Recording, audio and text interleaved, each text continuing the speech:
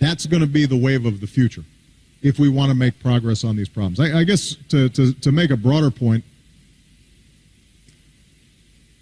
so often in the past, there's been a sharp division between left and right, between capitalist and communist or socialist. And especially in the Americas, that's been a big debate, right? You're a capitalist Yankee dog, and you're some crazy communist that's going to take away everybody's property. And I mean, those are interesting intellectual arguments, but I think for your generation, you should be practical and just choose from what works. You don't have to worry about whether it neatly fits into socialist theory or capitalist theory. You should just decide what works.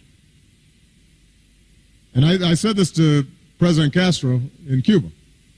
I said, look, you've made great progress in educating young people. Every child in Cuba gets a basic education. That's a huge improvement from where it was. Medical care. The life expectancy of Cubans is equivalent to the United States, despite it being a very poor country, because they have access to health care. That's a huge achievement. They should be congratulated. But you drive around Havana and this economy is not working. It looks like it did in the 1950s.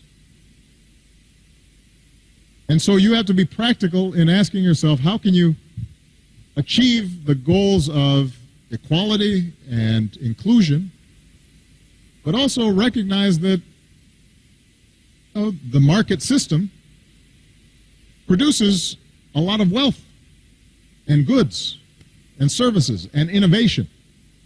And it also gives individuals freedom because they have initiative. And so you don't have to be rigid in saying it's either this or that. You can say, depending on the problem you're trying to solve, depending on the social issues that you're trying to address, what works? And I think that what you'll find is that the most successful societies, the most successful economies are ones that are rooted in a market-based system, but also recognize that a market does not work by itself. It has to have a social and moral and ethical and community basis. And there has to be inclusion, otherwise it's not stable. And it's up to you as you in whether you're in business or in academia or in the nonprofit sector, whatever you're doing, to create new forms that are adapted to the new conditions that we live in today. All right? Okay, let's see.